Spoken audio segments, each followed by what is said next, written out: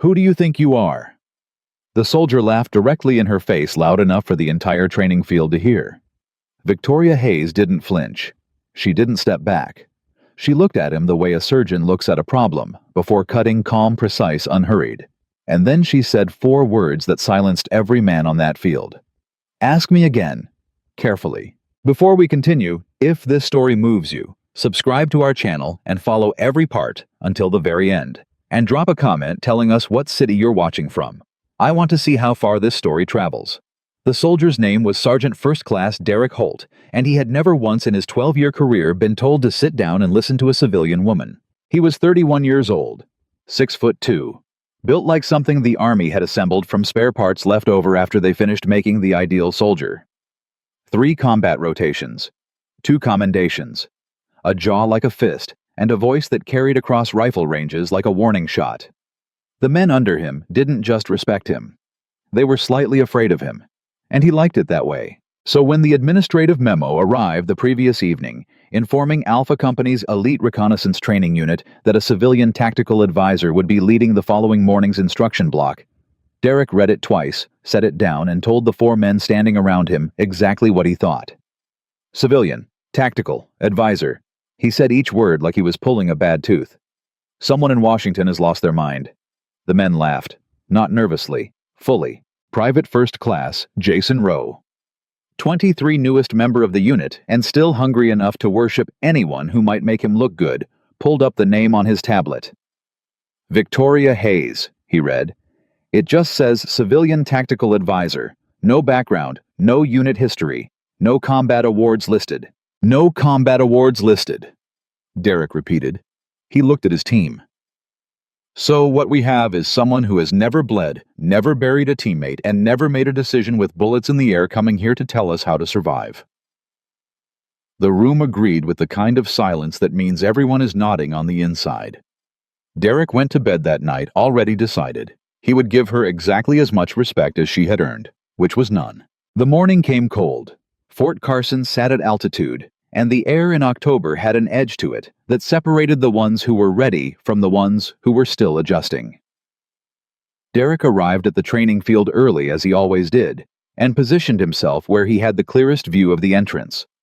He wanted to watch her walk in. He had learned long ago that the way someone entered a room told you almost everything. Confidence showed in the first 3 steps. Anxiety showed in the eyes before the mouth even opened. Fake toughness showed in the chin held too high, trying to project what wasn't naturally there. He watched the gate. And then she came through it. Victoria Hayes arrived alone. No escort, no aide, no one walking beside her carrying equipment or briefing folders. She carried her own bag, one shoulder, worn canvas, the kind that had seen more mileage than most vehicles. She wore plain tactical clothing, no patches, no insignia, no visible rank. An old field watch on her left wrist. Boots that had been resoled at least twice. Her hair pulled back without ceremony. She was 42 years old, and she looked it. Not in a way that suggested anything had gone wrong. In a way that suggested a great many things had happened, and she had survived all of them without feeling the need to make the story interesting. She walked through the training gate and stopped. She didn't look at Derek first. She looked at the field. The layout of the equipment stations, the position of the observation tower, the angle of morning light, and the direction of the wind. She stood completely still for approximately 5 seconds, absorbing information the way experienced people do, without moving her lips or pointing. Then she looked at the group, and the group looked back at her. The whispers started immediately. Derek could hear them from where he stood. He didn't stop them. He let them run. "She's the instructor. She doesn't have any badges. No unit patch, nothing. She looks like she works in an office." Private Rowe was the one who spoke up. Derek knew he would be. Rowe had the worst instinct for when to stay quiet, which made him useful in certain situations and dangerous in others. "Ma'am," Rowe said, not unkindly, but with enough amusement in his voice that everyone could hear it. "Are you sure you have the right field? Admin is back through the first gate and to the left." A few men laughed. Victoria looked at Rowe. The look lasted about 2 seconds. It wasn't threatening. It wasn't warm. It was the look of a woman who had heard that sentence, or something very close to it, in 100 different rooms, and had decided a long time ago that it was not worth the energy it would take to be offended. "I'm in the right place," she said. Her voice was quiet, not soft. There is a difference. Soft means uncertain. Quiet means controlled. Derek pushed off the fence he had been leaning against and walked toward her. He wanted the men to see him do it. He wanted it to be clear that whatever the army had sent them, he was the authority on this field. "Derek Holt," he said. "Sergeant First Class. I run Alpha's reconnaissance training block. I was told you'd be observing today." "Advising," she said. "Right." He looked her over once, not disrespectfully, but completely. The way soldiers assess threats, quickly, methodically making a determination. "What's your background, Ms. Hayes?" "Tactical analysis, field assessment, close quarters decision-making under pressure. Combat experience." There was a pause, barely half a second, but Derek caught it. "Classified," she said. He almost smiled. "Right." He turned back to his men. "All right, we're starting with the obstacle circuit. Ms. Hayes, you're welcome to watch from the observation platform." "I'll run it with you," she said. Silence. Derek turned back around. "I'm sorry." "I'll run the circuit with the unit," she said. "I don't observe from platforms." He stared at her. She stared back. The field had gone completely quiet, which was something Derek hadn't heard in a long time, because military training fields are almost never completely quiet. "The circuit is designed for combat-conditioned soldiers," he said slowly. "It's not a demonstration course." "I know what it is," she said. Derek looked at his team. He saw Rowe already grinning. He saw Corporal Marcus Webb, 28, former college athlete, fastest man in the unit, shifting his weight with the specific energy of someone who was looking forward to watching someone fail. Derek made a decision. "All right," he said. "Your call." He didn't tell her it was 7 stations. He didn't tell her the wall climb at Station 4 had broken 3 men's confidence in the past 6 months. He didn't tell her the water crossing at Station 6 had a current adjustment the Army had installed specifically to simulate unpredictable terrain. He just pointed at the start line and let her walk to it. The unit fell in beside her, and the circuit began. For the first 2 stations, Derek watched and said nothing, because there was nothing to say. Victoria Hayes did not move the way the younger men moved. She was not faster. She was not more powerful. She didn't hit the climbing wall with the kind of explosive energy that made men grunt with effort and swing themselves up by sheer force of will. She moved the way a machine moves. Not cold, that was the wrong word. Precise. Every step landed exactly where it needed to land. Every transition between movements happened at the exact moment that cost her the least energy and maintained the most momentum. She read the course the way someone reads a sentence they've seen before, not memorized but familiar. Like she understood the logic of it. At Station 3, the balanced traverse over a suspended log system, Rowe took a stumble and caught himself with a curse. He looked sideways, expecting to see the civilian struggling. Victoria had already finished the station. She was waiting on the other side. Not breathing hard, not triumphant, just waiting. Rowe's expression changed. The amusement drained out of it, and something else moved in. Something he wasn't used to feeling on a training field. Uncertainty. Station 4 was the wall. 12 feet of vertical timber with grip notches designed to be just useful enough to be misleading. The technique wasn't about strength. It had never been about strength. The men who understood it, Derek among them, knew you had to read the wall before you touched it. Find the rhythm. Commit before your hands were already moving. Victoria stood at the base of the wall for approximately 3 seconds, just looking. Then she went up, not dramatically, not impressively in the performative sense, but cleanly. No wasted motion. No scrambling adjustment halfway. She reached the top, went over, and dropped to the other side in one unbroken sequence. Webb looked at Derek. Derek said nothing. The water crossing at Station 6 was where Derek expected something to crack. The current adjustment created an irregular pull that changed direction every few seconds, impossible to predict if you relied on pattern. Most soldiers got across by committing hard and fighting the resistance. It worked. But it cost energy, and you arrived on the other side wrung out. Victoria entered the crossing at a diagonal angle nobody in the unit used. Because the angle shouldn't have worked, except it did. She came out on the far bank dry above the waist, and barely breathing elevated. Webb actually stopped moving for a second. And Derek, standing at the midpoint observation mark, felt something he hadn't expected to feel. He wasn't sure what to call it yet, but he recognized it. He had felt it once before, a long time ago, watching his commanding officer do something on a combat range that his brain couldn't immediately categorize. It was the specific feeling of watching someone who knew something he didn't. The circuit ended. The unit reformed. Nobody said anything for a long moment. Then Roe did what Roe always did when he didn't know what else to do. He opened his mouth. "All right," he said carefully. "That was okay, that was decent. For the obstacle course part. But that's fitness. Real tactical training is about weapons, decision-making. That's a different thing." Victoria looked at him. "You're right," she said. "It is." She said it without sarcasm. She said it like she agreed with him, which somehow was worse than anything else she could have said, because it meant she wasn't defending herself. She was just waiting for the next part. Derek called the unit to the marksmanship range. The range at Fort Carson's Advanced Training Facility was designed for variable scenario practice. Static targets at known distances, pop-up threats at unknown distances, and moving silhouette targets that required judgment calls about engagement priorities. It was not a basic qualification range. It was the kind of range that separated good shooters from shooters who could think. Derek handed Victoria a service rifle. Standard issue. Nothing modified. She took it the way she had taken the obstacle course without commentary. She inspected it. Not quickly. Not showing off the inspection. Actually inspecting it, her hands moving over the weapon with a kind of attention that some of the younger men had never seen applied to a firearm outside a manual. Then she looked at the range, not at the target specifically. At everything. The wind indicators at the far berm. The position of overhead light. The angle of the target frames relative to the firing line. She stood there for what felt like too long, and Derek could hear one of the younger men behind him starting to shift impatiently, and then she settled into position. It wasn't a perfect textbook stance. It was adjusted subtly in ways Derek couldn't immediately name to account for something he hadn't consciously registered yet. He looked at the wind indicator.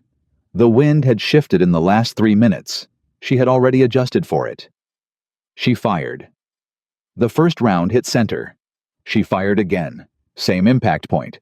The range went quiet in the way that ranges go quiet when something happens that the noise wasn't prepared for. She worked through the scenario course static targets, then pop-ups, then the movers. And Derek watched every shot with the particular attention of someone who was no longer pretending to be unimpressed, and was instead simply paying attention. She didn't fire fast. She fired correctly. There is a difference, and it is enormous. Speed on a range is easy to teach and easy to learn, and it means almost nothing under pressure. Correct is something else. Correct means you've been in situations where fast got people killed, and you learned what actually mattered. When she finished, she set the rifle down. Private Roe was quiet. Corporal Webb was quiet. Derek walked to the scoring board. He looked at the results without expression because he was very practiced at not having expressions at moments like this. He turned around. "Where did you learn to shoot like that?" he asked. "In places I can't tell you about," she said. The afternoon's work moved into tactical decision scenarios, small unit movements, communication under duress, simulated contact drills. These were the exercises Derek had designed himself based on his own combat experience, intended to stress test the things that couldn't be taught in a classroom.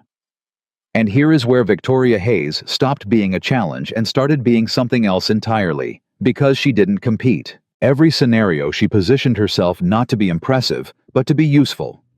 She made herself the least visible person in the exercise, while simultaneously being the person who determined the outcome. When the simulated contact drill went wrong, and Derek had designed it to go wrong because the best lessons came from failure, she was the one who identified the collapse point before it became unrecoverable. Not loudly, not with a speech. She pulled Corporal Webb aside and said 4 words. Webb adjusted.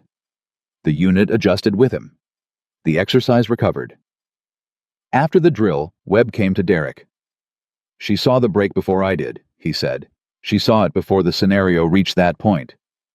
How early? Derek asked. Webb paused. 2 full minutes.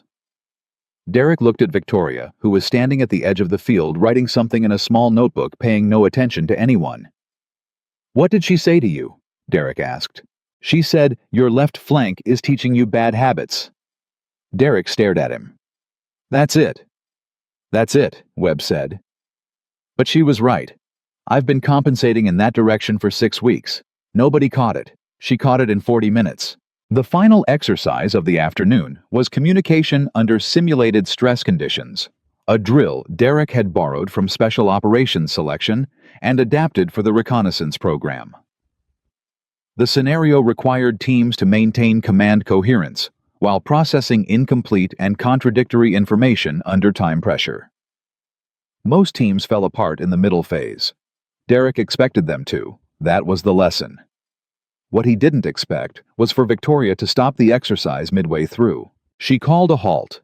Not loudly, but with the kind of quiet authority that made everyone stop because stopping felt correct even before they understood why. Your communication pattern is inverted, she said to the team. You're reporting up before you're confirming laterally. In live contact, that's how you lose people. You're sending information to command before the men beside you have confirmed what they're seeing. The man on your left might be looking at a different threat than the one you just reported. Silence. Rowe raised his hand slightly. How do you know what the pattern looks like in live contact? Victoria looked at him for a long moment. Because I've watched it cost people their lives, she said. And then I carried those people home. Nobody spoke after that, not for almost a full minute. Derek stood at the edge of the field and looked at his unit men. He had trained men, he had pushed men he believed were excellent at what they did. And he saw them looking at this woman the way he hadn't expected to see them look at anything this week. With attention. Real attention. Not obedience. Not politeness. Attention. She had done something that Derek, with all his experience and authority and earned rank, had not been able to do in the first 3 weeks of this training cycle. She had made them want to listen. When the afternoon session ended and the unit was dismissed, Derek walked toward Victoria, who was repacking her bag with the same efficiency she applied to everything else. He stopped a few feet away. He wasn't sure what he was going to say. He had a number of options, and most of them would have been wrong, so he let the silence sit for a moment. You knew about the wind shift on the range before you fired, he said finally. Yes, she said. You'd been watching the indicators since you arrived. I watch everything when I arrive somewhere new, she said. It's not a technique. It's a habit I stopped being able to turn off. Derek looked at her. Where did you serve? I'm a civilian advisor, she said. That's not an answer. No, she agreed. It's not. She finished packing her bag and straightened up. Sergeant Holt, she said, your unit is good. You've made them physically capable and tactically disciplined. That's real work and it shows. He waited. But they're still trying to look dangerous instead of thinking dangerously. There's a gap between those two things that only experience closes. I'm here to help close it. That's all. She walked toward the gate. Derek watched her go. Behind him, he heard Webb and Rowe talking quietly the way men talk when something has shifted and they're not ready to say it out loud yet. She knew about my left flank, Webb was saying. 6 weeks and she figured it out in 40 minutes. She's not just reading the field, Rowe said. She's reading us. Derek turned that thought over in his mind as the training field emptied and the evening light started to pull long shadows across the dirt. Reading us. He had spent 12 years learning to read fields, learning to read terrain and weather and enemy movement and unit capacity. It was the work of a serious soldier, and he was serious about it. But he had met very few people in his career who could read people the way Victoria Hayes read people. Not their emotions, their patterns, their trained habits, their compensations, their gaps. That was a specific skill set. And it wasn't taught at any school Derek had attended. He picked up his own bag and walked toward the command building. He needed to make a call. Because something in his gut, the same gut that had kept him alive through 3 rotations in bad places with bad odds, was telling him that the woman who had just walked through their training field was something the administrative memo had not prepared him for. And he needed to know what. The call he made was to a former commanding officer. A man who had been in the army longer than Derek had been alive, and who knew the name of every program unit and classification level that the public had never heard of. Derek explained what he had seen that afternoon. There was a pause on the line. "What's her name?" the older man asked. "Victoria Hayes." Another pause. Longer. "Is she wearing a watch, old one? Left wrist?" Derek thought back. "Yes. Don't push her on background," the voice said. "I mean it. Don't push her on any of it." "Why?" Derek asked. But the line had already gone quiet. Not disconnected. Just quiet. The way someone goes quiet when they've realized they've already said more than they intended. Derek stood in the empty corridor of the command building and held the phone and thought about a 42-year-old woman with worn boots and a calm expression who had looked at his 12-year military career the way a reader looks at a first draft. And he thought about those 4 words she'd said to Webb. "Your left flank is teaching you bad habits. 40 minutes, 6 weeks of nobody seeing it, and 40 minutes. He went to his office and pulled up the only file on Victoria Hayes that the advisory assignment had produced. It was 3 pages long. Most of the relevant lines were blacked out, but at the bottom of page 2, half obscured by redaction, there was a single phrase in the assignment classification field. He had to tilt the page toward the light to make it out. The classification category wasn't something he recognized from any standard system, but below it someone had written a code he didn't know. 2 words. He stared at them for a long time. He didn't know what they meant, but he knew what they felt like. They felt like a warning to anyone who thought they already knew what they were dealing with. And Derek Holt. Sergeant First Class 3 Combat Rotations, 2 commendations. Jaw like a fist sat in his office that night and admitted to himself quietly and privately that he did not know what he was dealing with. Not yet. Derek didn't sleep well that night. He had slept through mortar fire. He had slept in vehicles with broken suspension on roads that weren't really roads. He had slept in rooms where the walls had bullet holes and the windows were covered with plastic sheeting because the glass was long gone. Sleep for Derek Holt was a professional skill, not a comfort, something he had trained himself to do on command because the alternative was a soldier who couldn't function. But that night in a clean room with a good mattress and no threats within 50 miles, he lay awake, staring at the ceiling, thinking about a 3-page file with most of the meaningful lines blacked out. He got up at 4:30, made coffee, sat at his desk, and opened the file again as if the words might have changed overnight. They hadn't, but he read them differently now, because he was reading them as a man who had spent an afternoon watching the subject of those pages do things that the pages didn't explain. And when you watched someone move the way Victoria Hayes moved, when you watched the way she processed information and positioned herself and read the patterns of people around her without appearing to look, the redactions in the file stopped feeling like bureaucratic caution. They started feeling like protection. Not her protection, the reader's. Derek set the file down and made a decision. He would treat the second day the way he treated every problem he didn't fully understand yet. He would keep moving. He would watch. He would ask the right questions to the right people, and he would not underestimate the subject again. That much he had already learned. He arrived at the training field at 5:45. Victoria was already there. She was standing at the far end of the field near the terrain navigation markers, not doing anything in particular. Not stretching, not reviewing notes, not checking equipment.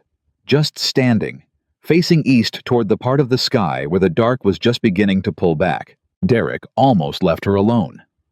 Something stopped him. Maybe it was the phone call the night before. Maybe it was the file. Maybe it was the specific quality of the stillness she had, which was the stillness of someone accustomed to waiting in places where movement was dangerous. He walked over. She heard him coming before he was close enough to reasonably be heard, and turned slightly without making it look like turning. "You're early," he said. "I'm always early," she said. "Old habit." "What kind of old habit?" She looked at him sideways. "The kind that kept me alive." He stood beside her for a moment, neither of them speaking. "I made a call last night," he said finally. She didn't answer immediately. "I know," she said. "I assumed you would. The person I called got quiet when I said your name." "People who know my name usually do," she said, not with pride, with something closer to tiredness. He told me not to push you on your background. Good advice. I'm not a man who takes advice well, Derek said. Victoria looked at him directly for the first time that morning. I know that too. The field began to fill as the unit arrived. Derek watched his men clock Victoria's presence on arrival, most of them adjusting their body language in small telling ways. Not deference exactly. More like the adjustment people make when they're no longer certain what kind of room they're walking into. Yesterday had done that. Whatever they'd come in expecting, she had dismantled it, and now they were recalibrating, and recalibration made soldiers either sharper or defensive. Derek was about to find out which. The morning's first block was hand-to-hand combat fundamentals, not for the training value, which at this level was limited, but for the assessment value. The way a soldier fought up close revealed everything that the longer-range drills could hide. Patience, controlled aggression, the instinct under pressure to attack or to manage. Derek had been using the close-quarters block as a diagnostic tool for 3 years. He announced the session without mentioning the assessment component. He never did. He assigned partners. He paired Rowe with Webb deliberately. Rowe was the faster thinker, but Webb was the stronger physical presence, and the mismatch always produced useful data. He paired the others with consideration. And then he looked at Victoria. Ms. Hayes. He kept his voice neutral. You ran the obstacle course yesterday. I won't ask you to. Who am I with? She said. He paused. Excuse me, who's my partner? The field went quiet again. That particular quality of quiet that Derek was starting to recognize as the sound of his unit collectively recalibrating. He made a choice he hadn't planned to make. Sergeant Kowalski. Kowalski was 34, former wrestler. The most physically imposing man in the unit, and the one most likely to be gentle about it if the situation required gentleness, which Derek had decided it did. Kowalski looked at Derek with an expression that asked several questions without words. Derek's expression answered all of them with just, see what happens. The session began. Kowalski was careful. Anyone watching could see it. He was calibrating his approach with the specific care of a large man who has been taught by experience and occasional consequence that size is not always the right tool. Victoria watched him calibrate, and then she did something that stopped every conversation happening at the edge of the mat. She didn't wait for him to engage. She initiated. Not recklessly, not dramatically. She moved inside his reach before he had finished his opening adjustment, and she did it at an angle that his body's natural defensive response wasn't positioned for, and she used his own initial movement, the careful compensating movement of a big man being considerate against him. Kowalski found himself off balance, not on the ground. He was too experienced and too physically capable for that to happen in the first exchange. But off balance and needing 2 steps to recover, and those 2 steps told Victoria everything she needed to know about how he moved. She backed off, let him reset. He looked at her differently now. The gentleness was still there, but it had been joined by something else. Respect that had been earned in approximately 4 seconds, rather than through a day of accumulated evidence. Again, she said. They went again. This time, Kowalski didn't calibrate. He engaged with real attention, and the exchange that followed was 20 seconds long and genuinely instructive in ways that Derek, watching from 10 feet away, was filing into his understanding of her with every passing moment. She wasn't the strongest person in the exchange. She wasn't the fastest. What she was with a consistency that bordered on unsettling was the most economical. She never did more than the situation required. She never committed to a direction she might need to reverse. She fought the way she ran obstacles and fired weapons like someone who had learned that excess costs you and efficiency saves you, and had learned it in conditions where the lesson could not be unlearned. When they separated and the session moved on, Kowalski came to stand beside Derek. She's had real training, he said quietly. I know, Derek said. I mean real training, not program training. The kind where the curriculum was the situation. Derek looked at him. What do you mean? Kowalski thought for a moment. When I was in selection, there were guys who'd been through every combat school the Army offered. Perfect technique on every drill. And then there were the guys who'd been in actual bad situations and survived, and those guys, their technique wasn't always textbook. But it was right. You could feel the difference. The choices were made by someone who had been in a place where the wrong choice had a consequence. He paused. She fights like the second kind. Every choice has weight behind it. Derek watched Victoria moving through the session and said nothing. Because Kowalski had just said out loud the thing Derek had been trying to name since the obstacle course. The weight behind the choices. That was what the blacked-out file couldn't explain, and no administrative memo could convey. Whatever was in Victoria Hayes's history, whatever was behind those redactions and that one phone call that went quiet, it had put weight behind every choice she made. And that weight was not something you acquired in training programs or evaluation courses or civilian advisory roles. That weight came from places Derek understood too well to pretend he didn't recognize. The mid-morning break came, and the unit scattered to water and equipment checks. Derek pulled out his phone and dialed a different number than the one from the night before. This one belonged to a man he'd served with on his second rotation, a man who had later moved into an intelligence support role, and who therefore knew things that most people in uniform didn't know and couldn't ask about.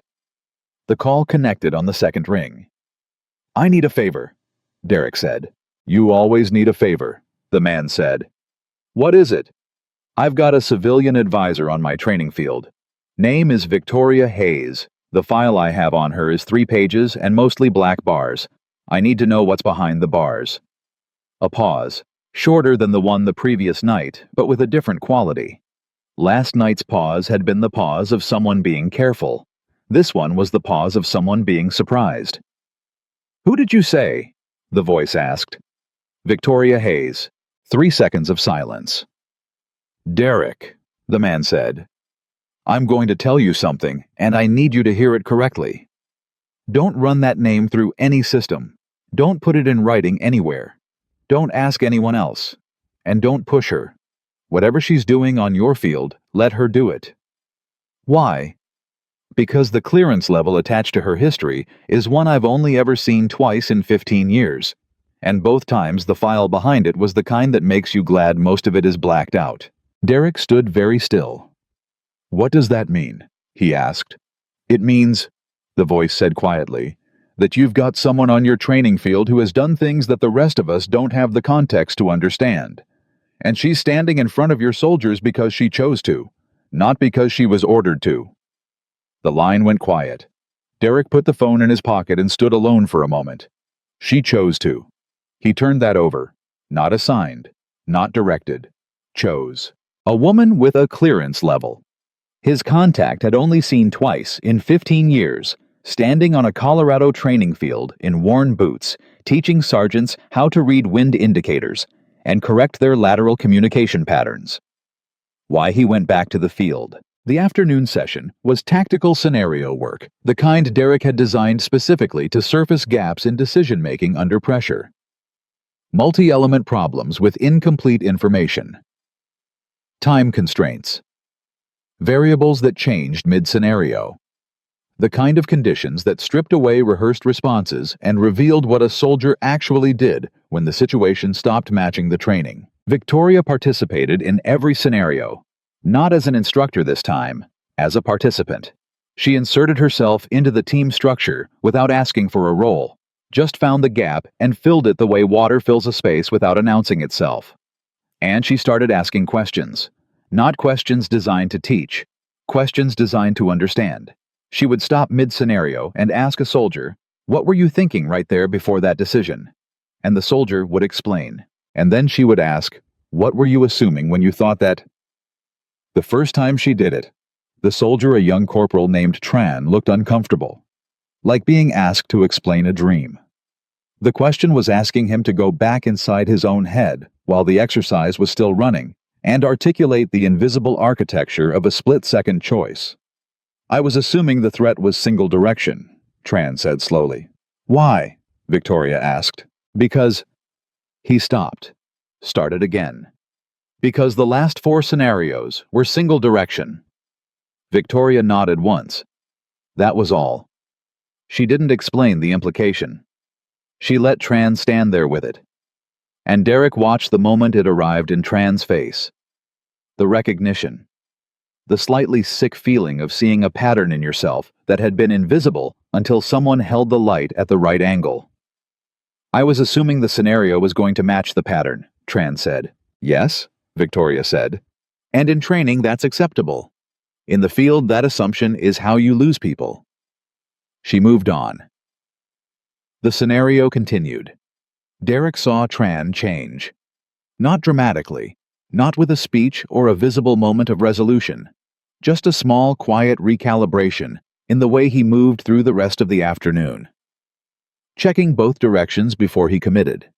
Not much. Just a degree or two of adjustment.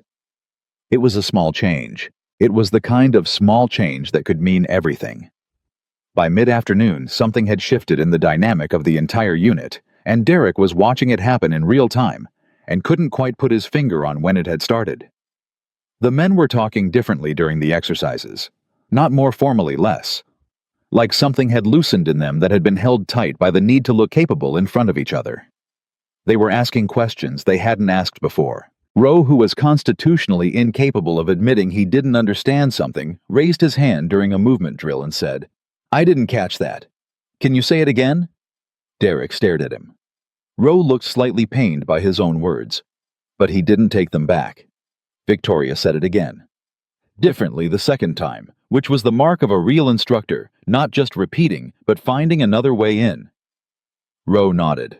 Something landed. Webb, who had been quietly processing the left flank comment from the previous day, with the specific energy of someone determined to either prove it wrong or understand how it was. Right, pulled Victoria aside during a break and said, "I went over my last 6 weeks of drill recordings last night. You were right. It's showing up consistently." "I know," she said. "How did you catch it in 40 minutes when my own instructor didn't catch it in 6 weeks?" She looked at him steadily. "Your instructor knows what good looks like. I know what the specific gap before bad looks like. Those are different kinds of vision." Webb stood with that for a moment. "How do you know what the gap looks like?" "Because I've been in situations where the gap showed up and people didn't come home," she said. "You don't forget the shape of something that costs that much." Webb didn't say anything after that. He went back to the drill with the expression of a man who had received information his body needed to process before his mouth could respond. Derek had been standing close enough to hear the exchange. He had not meant to be. But he was glad he was, because he was collecting these moments the way you collect evidence. Not against her, for her. Building a picture from the small pieces she allowed to surface. She knew what the gap before bad looked like. She had been in situations where the gap showed up and people didn't come home. The afternoon wore into late sun, and Derek called the final scenario of the day. This one he had designed as a command decision exercise, a situation where the team leader had to make a call with inadequate information and commit to it fully, because the window for decision was too small to wait for certainty. It was the scenario Derek hated most in training because it was the most honest mirror of actual command. You never had enough information. You never had enough time. And the men who froze while waiting for certainty were the men who learned too late that certainty was a luxury the field didn't offer. The unit ran it. They ran it better than they'd run it 3 weeks ago before Victoria arrived. Derek noticed this with the specific attention of a man trying to determine how much of the improvement was already in progress and how much had arrived in the last 2 days. He suspected the answer was inconveniently clear. When the scenario ended, Victoria stood in the center of the field and looked at the group. "You made a good call under pressure," she said to the soldier who had been running command. A young staff sergeant named Alvarez, who had been carrying the weight of the exercise on his face for the last 20 minutes. "You didn't wait for the situation to become comfortable. You accepted that discomfort is the operating environment and moved." Alvarez let out a breath. "I almost waited." "I know," she said. "I could see it. The moment you almost waited, and then didn't, that was the moment. That's what we're training." "The almost," Alvarez said. "The override," she said. "The moment you override the part of yourself that wants more information and you move with what you have. That's a trained response. It doesn't come naturally. It comes from experience, or it comes from someone teaching you the shape of the moment before it arrives." The field was very quiet. Derek looked around at his unit. Men who had arrived on this field 48 hours ago, carrying the comfortable certainty that they knew what a warrior looked like. Men who had laughed at a civilian's entrance because their frame of reference hadn't been wide enough to hold what was walking through the gate. They weren't laughing now. They weren't quiet in the way that people are quiet when they're suppressing something. They were quiet in the way people are quiet when they're listening completely. Derek called the session. As the unit broke and began moving toward the end-of-day equipment checks, Kowalski fell into step beside Derek. "She's changing the way they think," Kowalski said. "Not just what they think. How?" "I know," Derek said. "In 2 days." "I know." Kowalski was quiet for a moment. "Who is she?" Derek thought about the 2 phone calls. The silences. The advice not to push. The clearance level his contact had only seen twice in 15 years. "I don't know yet," he said, "but I'm going to find out." "Carefully?" Kowalski asked. Derek looked at him. "What?" "I'm asking if you're going to find out carefully." Derek started to say something and stopped, because the way Kowalski said carefully had the specific quality of a man who had already formed an opinion about what kind of question the answer required. He started over. "Why carefully?" Derek asked. Kowalski watched Victoria across the field. She was packing her bag with the same efficient, unperformed movements she applied to everything else. Not aware they were watching her or aware and indifferent to it, which was somehow more disconcerting. "Because I've been around people who carry that kind of history," Kowalski said. "Not many. Maybe 3 in 15 years of service.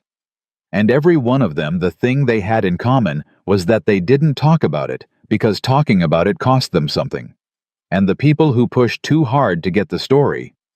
He paused. "They always felt smaller when they found out they'd been pushing against something they couldn't have prepared for." Derek said nothing. Kowalski picked up his equipment bag. "I'm just saying. Whatever's in the file behind the black bars, maybe it's enough to watch what she does and let the rest stay where it is." He walked away. Derek stood on the emptying field for a long moment. He was not a man who left things alone easily. He had built a career on not leaving things alone, on pushing until the picture was complete, on finding the rest of the information, on refusing to operate with gaps in the intelligence because gaps were where people got hurt. But Kowalski's words sat with him. The people who pushed too hard. They always felt smaller. He picked up his bag, walked toward the gate, past the spot where Victoria had been standing, which was empty now, and stopped. There was something on the ground. Small. He might have missed it if the late light hadn't hit it at the right angle. A coin. Military challenge coin, the kind that units produced as markers of service and belonging and shared experience.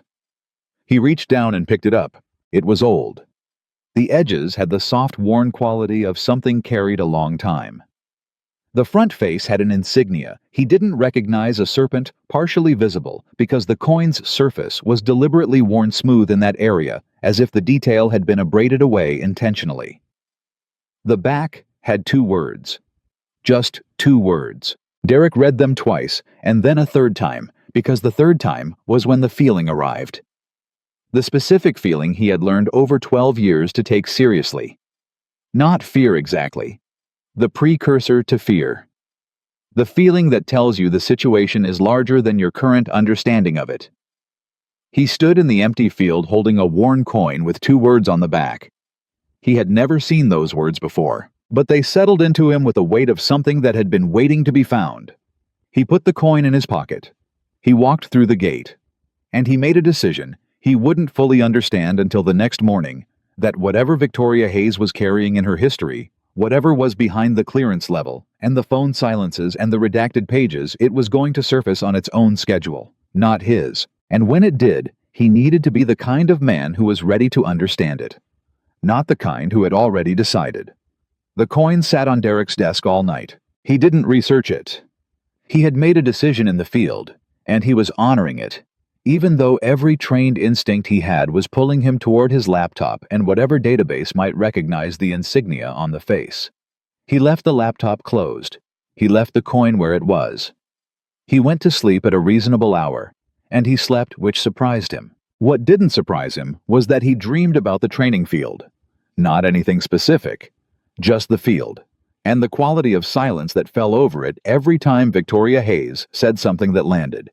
He was up at 4 again, coffee again.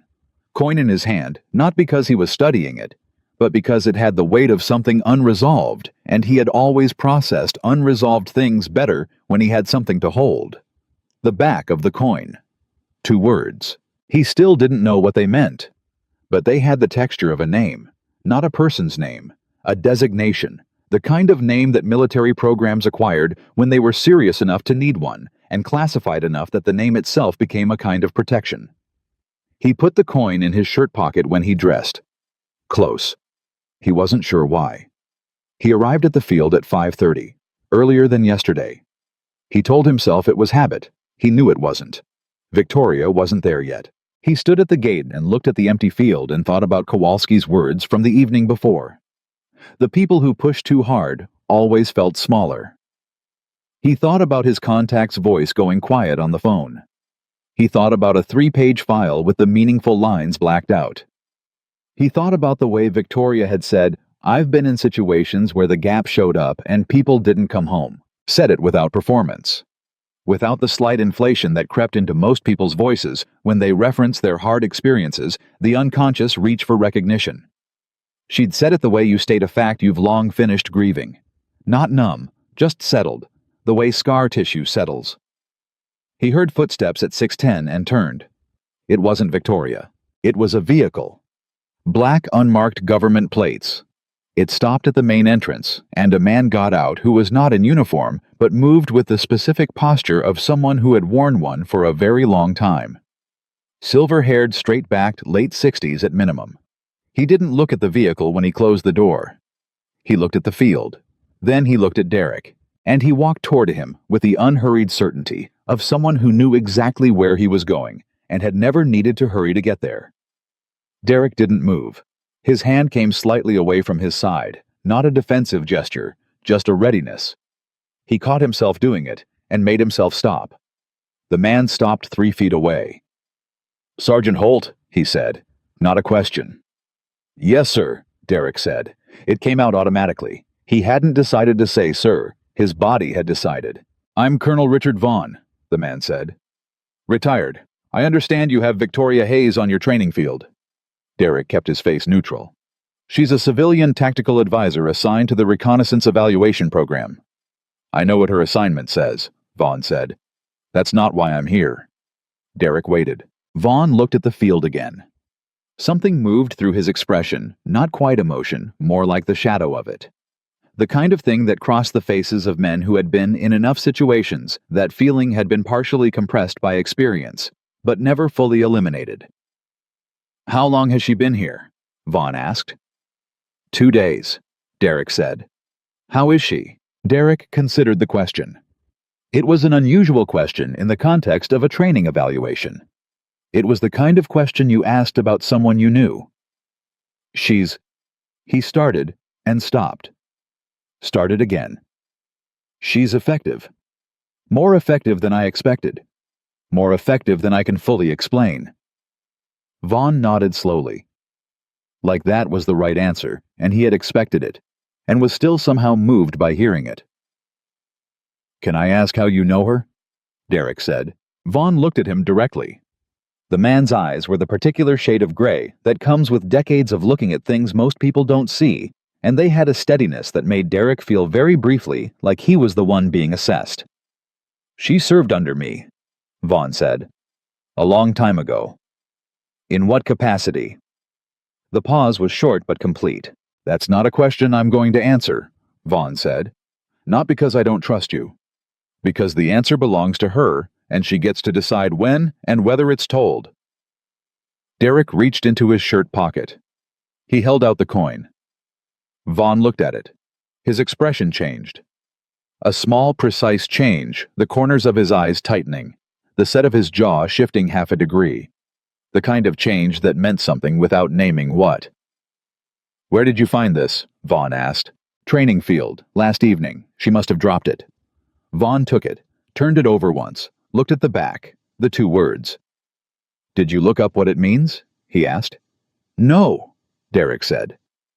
Vaughn looked at him with an expression Derek couldn't categorize.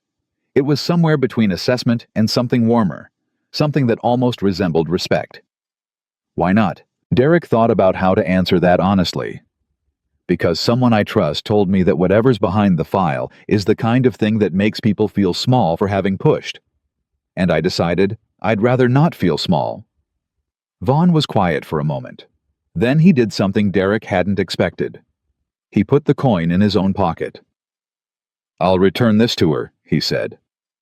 "You know her well enough to do that without it being strange?" Derek asked. "She saved my life," Vaughn said. "I think that earns me the standing to hand her a coin." The field was starting to receive soldiers now, the morning flow of the unit arriving in ones and twos.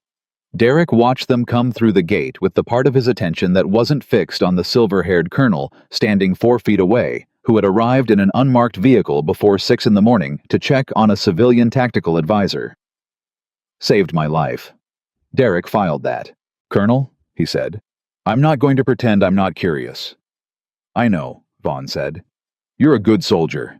Curiosity is part of the job description. But you're not going to tell me." "I'm going to do something better," Vaughn said. "I'm going to stay for the morning session, and you're going to watch what happens when she doesn't know I'm here yet." Derek looked at him. "And when she does know," Vaughn's expression shifted again, the shadow of something. "That'll be a different kind of information." He moved toward the observation position at the edge of the field. Not announcing himself. Not engaging with the soldiers who noticed him and straightened instinctively. Just positioning himself where he could see without being immediately visible to someone entering from the main gate. Derek turned back to the field. His mind was running fast, and he was keeping it disciplined, which was an effort. A retired colonel. Unmarked vehicle. Here before dawn. Here because of her. She saved my life. These were data points, and Derek's instinct was to connect them immediately, but he made himself hold them separate, made himself wait because Vaughn had said, "Watch what happens when she doesn't know I'm here yet," and that was the kind of instruction that deserved to be followed correctly. Victoria arrived at 6:25. She came through the gate the way she always came through the gate alone, efficient reading the field in the first 5 seconds. Derek watched her do it. The scan, the wind check, the unconscious calculation of variables. And then, something happened that Derek had not seen happen before. She stopped. Not because someone spoke to her, or because something required her attention. She stopped mid-stride and her head came up and she went very still in the way that a person goes still when a sense they've learned to trust is telling them something their eyes haven't confirmed yet. She was feeling the field, not looking at it, feeling it, the way you feel a room that has someone in it that you weren't expecting. Derek watched her. Her eyes moved to the observation position. She found Vaughn. And the thing that happened to her face in that moment, Derek caught it because he was looking specifically at her face, and he caught it, and he stored it, and it told him more about Victoria Hayes than 2 days of watching her on a training field. It wasn't surprise. It was something closer to the expression of someone who has been carrying a very heavy thing alone for a very long time, and has just had someone offer to take some of the weight. And that offer is unexpected, and their reaction to it is complicated by the fact that they've been carrying alone so long they're not sure they remember how to let someone else touch it. It lasted half a second. Then she walked across the field toward him. Vaughn stepped forward to meet her. They stopped 4 feet apart. "You didn't call," she said. "I didn't think you'd want me to," he said. A pause. "You were right. How are you, Victoria?" She was quiet for a moment. The field moved around them. Soldiers arriving, equipment being readied, the ordinary noise of a training day beginning, and the two of them stood in the center of it in a stillness that felt like it had its own borders. "Better than I was," she said. "Being here helps." "I know," he said. "That's why I didn't argue when you requested the assignment." Derek heard that. She requested it. Not assigned. Requested. Vaughn reached into his pocket and held out the coin. Victoria looked at it in his palm. Something moved through her face that was not readable in any simple way. She took it, closed her fingers around it, and for 3 seconds she didn't say anything. "I didn't know I'd dropped it," she said. "Sergeant Holt found it," Vaughn said. "He didn't look it up." She looked at Derek across the field, a long, direct look that Derek received without moving. He wasn't sure what the look meant. He wasn't sure she knew either, but it settled between them like an acknowledgement of something that hadn't been said. "Thank you," she said, still looking at Derek. He nodded once. Then the training day started, and the moment sealed itself over like water over a stone, and the field became a training field again, instead of whatever it had been for those 90 seconds. But Derek carried it with him through the morning, because Vaughn stayed. He positioned himself at the edge of the scenarios, not interfering, not instructing, just watching. And the thing Derek had been told to observe, what happened when she didn't know Vaughn was there, was now completed, and what happened next was the other thing. What happened when she did? She was different, not dramatically, not in ways a stranger would catch. But Derek was not a stranger to her work anymore, and he caught it. She was more careful, a fraction, like a musician who is comfortable playing alone and slightly more precise when someone who knows the music is in the room. Not self-conscious, she was too experienced for self-consciousness, but aware, and the awareness put a different kind of weight on every choice. The morning session was close-quarters decision scenarios, building clearance simulations, which Derek ran in the unit's indoor training space, a structure specifically designed with adjustable room configurations for variable scenario training. Victoria walked the space before the first scenario, which she always did. But this time, she stopped in the second room and stood for a moment, and Derek, following 3 steps behind, saw why. The room configuration had a corner placement and a doorway angle that created a specific tactical problem, a decision point where you could not fully clear one threat before exposing yourself to a second. It was a design Derek had borrowed from an advanced training syllabus and adjusted slightly, and he was proud of it because it was genuinely hard. Victoria stood in that room and looked at the geometry of it, and her face changed. She didn't say anything for almost 10 seconds. Then she said very quietly, "I've been in a room like this." Derek said nothing, because the way she said it was not an instructional statement. It was something that had surfaced from somewhere she hadn't intended, and the right response was silence. She collected herself. The collecting was visible, a small, tightening a breath, a deliberate return to the present moment. Derek recognized it. He'd seen it in men who had been in the field long enough that certain configurations of terrain or architecture or light carried memories they didn't ask for. "The decision point here," she said, her voice steady now. "When you're clearing and you reach this configuration, the instinct is to prioritize the closer threat. That instinct is wrong. The closer threat is the visible one. The second doorway is the dangerous one because it's the one you're not fully watching." She looked at the unit. "How do you know which doorway to prioritize?" Rowe asked. "You don't choose between them," she said. "You take the position that makes you hardest to hit from both simultaneously while you work the problem. There is always such a position. Finding it faster than the situation requires is what we're training." "What if there isn't time to find it?" Alvarez asked. She was quiet for a moment. "Then you make a decision, and you commit to it completely," she said. "Because a committed wrong decision can sometimes be recovered. A hesitant right decision almost never can." She moved on. The scenario began. Derek watched Vaughn watching her. The colonel was stationed near the entry point, arms crossed, not moving. But his attention was complete, and it had the quality of something that went beyond professional interest. He was watching her the way you watch someone you are responsible for, not paternally, not protectively, in a diminishing way. In the way that people watch those they have sent into difficult places and are still years later quietly accounting for. The scenarios ran through mid-morning. The unit was sharp, sharper than they'd been at the start of the week, which should not have been measurable across 2 days, but was. Derek watched them and thought about what Kowalski had said. She's changing the way they think, and he thought about the coin in her pocket, and the room she had been in that looked like the room they were training in, and everything she was carrying that she had converted into instruction. At the mid-morning break, Vaughn walked over to Derek. "You run a good program," Vaughn said. "It got better this week," Derek said directly. Vaughn accepted that. "She's always done that. Made things better, usually without anyone fully understanding how." "What was she?" Derek asked.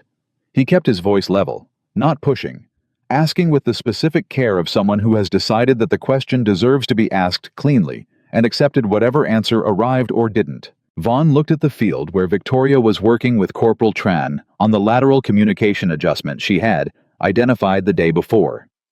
"She was the best I ever saw," he said, "at the specific thing she was trained to do, which I am not going to name. And she did it in places and circumstances that I was responsible for sending her to, and some of those circumstances went wrong in ways that I will carry for the rest of my life." Derek waited. "She doesn't hold it against me," Vaughn said. "That's the thing that gets me. She's never once—" He stopped, collected himself. A man in his late 60s collecting himself with the practiced efficiency of someone who had been doing it for decades. "She came back from the last one changed. The way people come back changed when they've been through something that took pieces of them. And she never came back to service. She spent years I didn't know where she was for a long time. And then she surfaces here requesting a civilian advisory role, and I read the request, and my first thought was—" He stopped again. "What?" Derek said quietly. "My first thought was that she was trying to give back something that had been taken from her," Vaughn said. "The part of her that believed what she was doing mattered. The part that believed the next group of soldiers might be better prepared because she was there. The field. Victoria and Tran, and now Webb, joining them, all three of them working through the communication adjustment, and Victoria's voice carrying across the space, patient-specific grounded." "She's doing it," Derek said. "Yes," Vaughn said. "Why did she stop serving?" Derek asked. Vaughn was quiet for a long time. "Because the last mission took her team," he said. "And she was the only one who came back." The morning held that statement. Held it the way you hold something breakable carefully and with full awareness of its weight. Derek thought about all the moments of the last 2 days. The way she moved, the economy of it, the choices that had the weight of history behind them, the room configuration that had surfaced something she hadn't intended, and the fundamental question that had been sitting under everything since she walked through the gate. Why was she here? He had the answer now. Not the official one, not the civilian tactical advisor assignment, not the evaluation role for the reconnaissance program. The real one. She was here because she had survived when the people beside her didn't, and she had carried that for years, and the only way she had found to carry it without being crushed by it was to make sure that the people coming after had what the people beside her hadn't. Not technique, not marksmanship, or obstacle efficiency, or lateral communication patterns. The knowledge of what the gap before disaster looked like. The shape of the moment before it went wrong. She was teaching them what she had paid for with the people she loved. Derek understood something then that he hadn't understood when the week started. He had been asking the wrong question. He had been asking who Victoria Hayes was, who she had been, what the file said beneath the black bars. The right question was why she was here, and the answer was standing in front of him on a Colorado training field with a worn coin in her pocket and 20 years of survival compressed into instruction. He went back to the field. The afternoon session brought a scenario Derek hadn't planned to run until later in the training cycle. A command collapse drill, where the designated team leader was removed mid-exercise, and the unit had to self-organize without losing momentum. It was a brutal scenario because it exposed the actual command depth of a unit rather than its practice depth, and units that hadn't genuinely distributed leadership capacity fell apart in ways that were uncomfortable to watch. Derek ran it. Alvarez was the designated leader, and Derek pulled him out at the 3-minute mark, which was earlier than the scenario protocol required, because he wanted to see what happened fast. What happened was instructive. The unit hesitated. Not long, 4 or 5 seconds. But the hesitation was visible, and it was expensive. And in the field, it would have been the kind of expensive that didn't get paid back. Rowe stepped into this gap. Not cleanly. He stepped into it the way someone steps into a hole they didn't see urgently, and with adjustment happening mid-motion.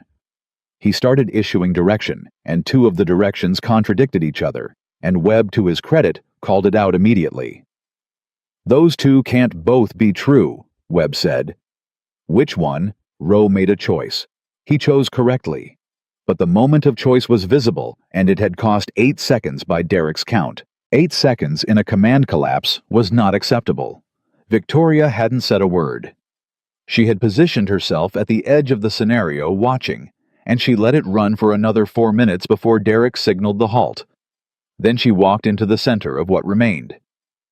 "What just happened?" she asked the group. "Command collapsed and we reorganized," Rowe said. He didn't say it defensively. He was already processing it. "How long did the reorganization take?" Silence. 12 seconds, she said. "From the moment Sergeant Holt removed Sergeant Alvarez to the moment Sergeant Rowe issued the first usable command. 12 seconds. "That's not bad," someone said from the back. "In training, it's acceptable," Victoria said. "Tell me what it looks like in a live contact situation." Nobody answered, because everyone in the unit knew what it looked like. They just didn't want to be the one to say it. "It looks like the people on your left and right making decisions without coordination for 12 seconds, Victoria said. "It looks like the situation advancing while you're still organizing. In some contacts, 12 seconds is the entire decision window." The field absorbed that. "So what do we fix?" Rowe asked. "You don't fix command collapse after it happens," she said. "You fix it before it's possible, which means every person on this field needs to know what they would do next if the person above them in command stopped being available. Not hypothetically. Specifically. Which direction, which objective, which communication. Before it happens." She looked around the group. "Right now, I want each of you to tell me one thing. If Sergeant Rowe had not stepped into the gap, who was next?" Silence. Not the productive kind, the uncomfortable kind. "That's the gap," she said quietly. Vaughn, standing at the observation edge, watched the unit absorb it. Derek watched Vaughn watch the unit. And in Vaughn's face, in the particular quality of what was moving through it, something between recognition and grief, and a kind of fierce, subdued pride. Derek found the last piece of the picture he had been assembling since the coin, since the phone calls. Since the first morning she walked through the gate. The last mission took her team. She was the only one who came back, and the gap she had just identified in his unit, the 12-second hole where no one knew who was next, was not a training observation. It was a memory. She was teaching them the exact gap that had cost her everything. The afternoon session ended in a different kind of quiet than the day before. Not the quiet of men absorbing a lesson, the quiet of men absorbing a responsibility. As the unit broke for end-of-day equipment checks, Derek heard fragments of conversations he hadn't heard before. Not about the scenarios, about the questions she had asked. "If I went down, who's next? We need to establish that before tomorrow. It's not in the standard rotation. Then we add it." He stood and listened, and felt something he hadn't felt in a while on a training field. Not satisfaction exactly. Something harder than satisfaction. Something that came from watching people decide to be better than the program required them to be. Victoria was near the gate speaking quietly with Vaughn. Derek couldn't hear what they were saying. He didn't try to. He watched the body language instead. Vaughn speaking with the particular carefulness of someone who has learned that certain conversations